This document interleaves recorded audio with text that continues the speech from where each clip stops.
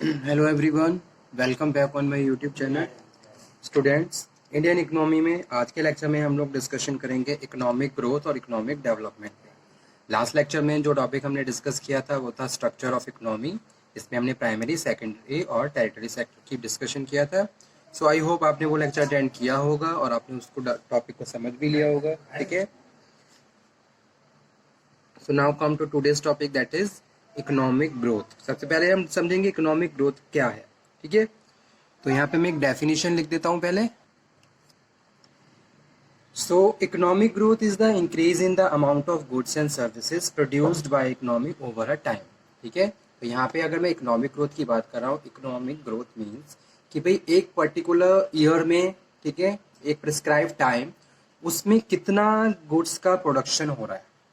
ठीक है, economic growth is the increase in amount of goods and services produced by an economy over a time. तो economic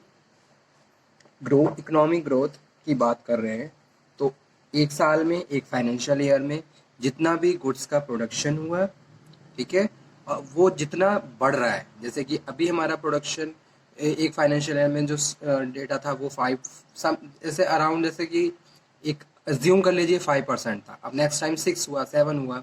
तो इस तरीके से जो बढ़ रहा है, ठीक है, amount of increase goods and services, that is economic growth. उसको हम क्या बोलते हैं? इकोनॉमिक ग्रोथ बोलते हैं। और इसको it is conventionally measured as the percent rate increase in real gross domestic product. यानी कि अगर जीडीपी रेट्स बढ़ रहा है, इसमें परसेंट रेट बढ़ रहा है, it's means I am talking about the economic growth. So economic growth is defined as increase in capacity of economy to produce goods and services. ठीक है, इकोनॉमिक ग्रोथ का मतलब कि भाई अगर इंक्रीज हो गुड्स एंड सर्विसेज, जीडीपी बढ़ रहा है, गुड्स एंड सर्विसेज का प्रोडक्शन बढ़ रहा है कंट्री में, तो इट मीन्स इकोनॉमी ग्रो कर रही है एक पर्टिकुलर टाइम पीरियड पे। ठीक है, economic growth can be measured in nominal terms which include inflation, real times real term sorry, और विच आर एडजस्टेड और इन्फ्लेशन। ठीक है, economic growth is a long term process. Economic growth क्या होती है? एक लॉन्ग टर्म का process होता है, इसमें हम इन्वॉल्व करते हैं मैनी डिकेड्स को। अब किसी भी कंट्री की इकोनॉमी को आप ग्रो करना चाहते हो, तो ऐसा नहीं है कि भाई एक एस्टिमेटेड टाइम में ही वो ग्रो हो जाएगी। एक लॉन्ग प्रोसेस होता है, एक लॉन्ग प्रोसेस फॉलो करने के बाद, एक लॉन्ग टाइम स्पेंड करने के बाद इकोनॉमी ग्रो होती है। ठीक है, economic growth is accompanied by the substantial rise both in the total population as well as in real national income. So if the growth rate is real national income outstrips in the high growth rate of the total populations, then it culminates into the high rise in the real per capita income. Economic growth also associated with the substantial and sustained rise in the production per labor. It takes place due to the innovations and techniques of productions. Okay.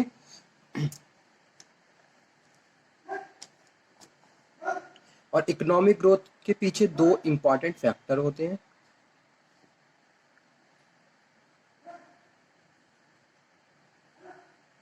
कैसे economic grow होती है? Economic growth is accompanied by, सबसे पहले increase in industrialisation. आप industrialisation को बढ़ाइए, industrialisation बढ़ेगा तो जीडीपी तो बढ़ेगा ही। इंडस्ट्रीज रन कर रही हैं तो कुछ ना कुछ मैन्युफैक्चर ही कर रही हैं, तो जीडीपी बढ़ेगा। ठीक है, तो सबसे पहले जो इंपॉर्टेंट टर्म है इकोनॉमिक ग्रोथ से रिलेटेड वो है इंक्रीज इन इंडस्ट्रियलाइजेशन।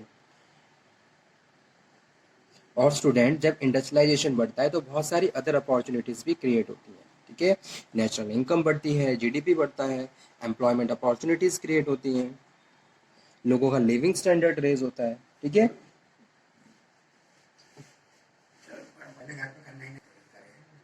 सबसे पहले है इंक्रीज इन इंडस्ट्रियलाइजेशन, सेकंड है ग्रेटर कॉमर्शियलाइजेशन, यानी कि बाइंग एंड सेलिंग को बढ़ावा दिया जाए।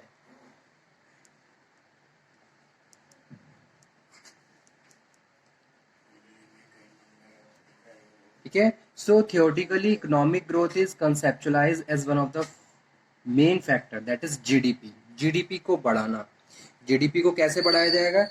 प्रोडक्शन पर जो प्रोडक्शन है उसको बढ़ाया जाए।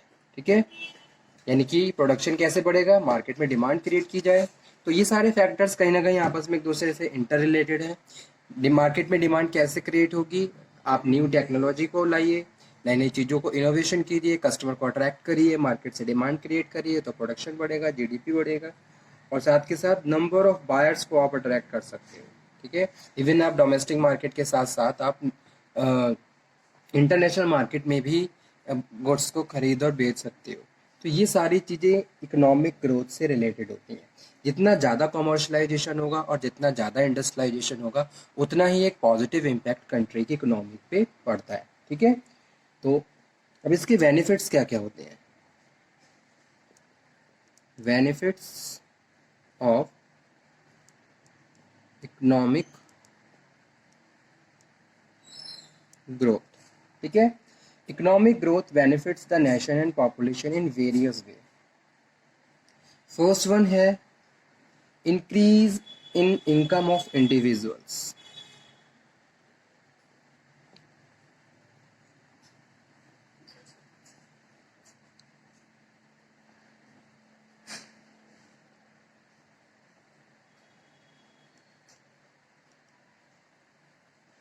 And higher living standard.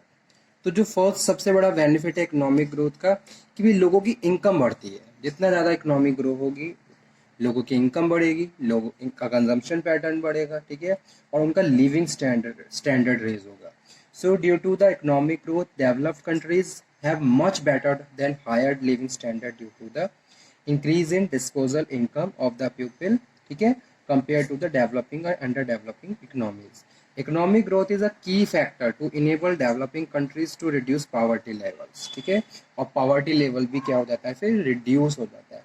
अब जैसे कि मैं इंडिया की बात करता हूँ, तो इंडिया में poverty लाइन क्या है, बढ़ती जा रही है। लेकिन आज के टाइम में बहुत सारे ऐसे प्रिवेंटिव एक्शंस भी लिए गए हैं, बहुत सारे ऐसे प्रोग्राम्स, बहुत सारी पॉलिसीज फॉर्मुलेट की गई, उनको इम्प्लीमेंट किया गया है ताकि हम पॉवर्टी लाइन को कंट्रोल कर सकें। ठीक है, सेकंड वन बेनिफिट है इकोनॉमिक ग्रोथ का,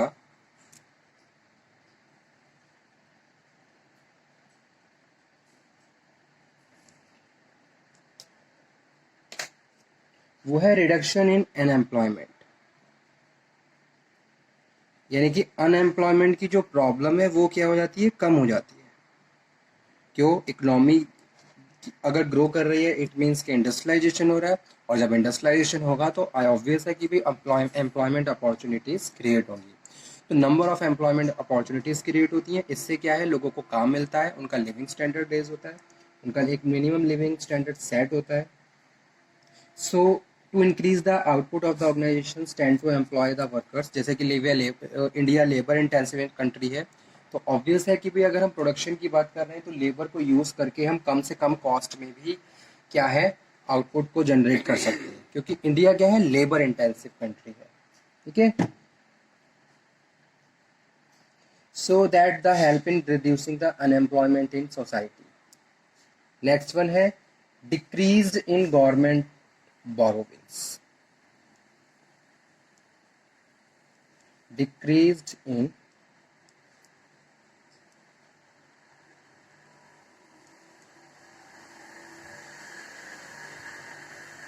economic growth create higher tax revenues to the government and so need less money to spend on benefits such as unemployment benefits.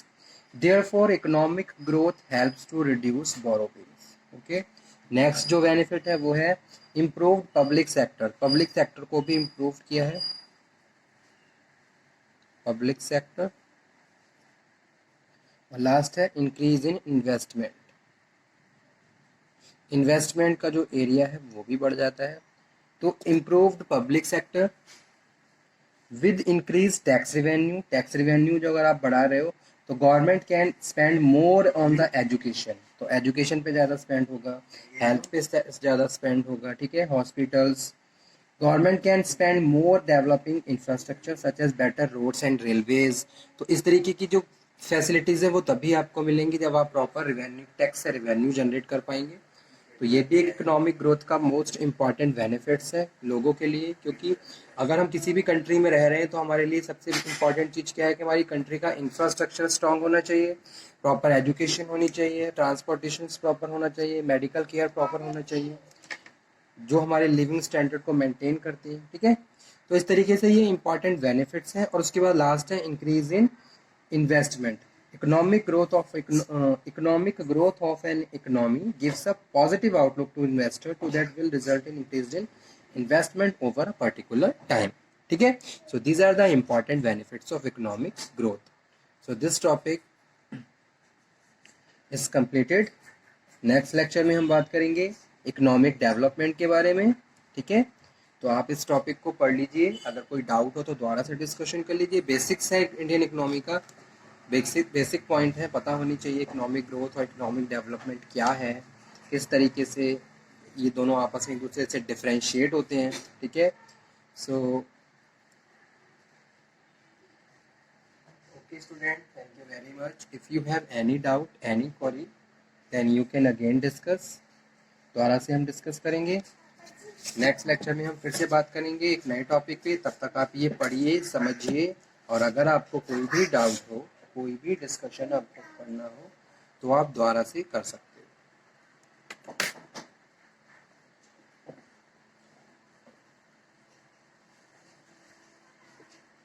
इस तरीके से हम ऑलरेडी बहुत सारे टॉपिक डिस्कस कर चुके हैं।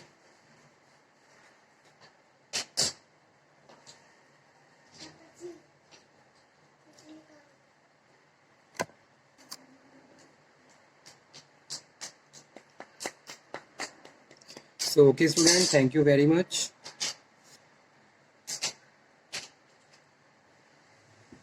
इकोनॉमिक ग्रोथ और इकोनॉमिक डेवलपमेंट, नेक्स्ट लेक्चर में हम लोग डिस्कशन करेंगे इकोनॉमिक डेवलपमेंट पे। तो आप एक बार पढ़ लीजिए इसको, क्योंकि ये टॉपिक ऑलरेडी हम डिस्कस कर चुके हैं। एक बार आप रिवाइज करिए और उसके बाद कल हम फिर से डिस्कस करेंगे इस टॉपिक को, ताकि आप बेटर तरीके से अंडरस्टैंड कर सकें। और आपको कोई डाउट हो तो आप उस टाइम पे टाइम पूछ भी सकते हैं। सो ओके स्टूडेंट, थैंक यू।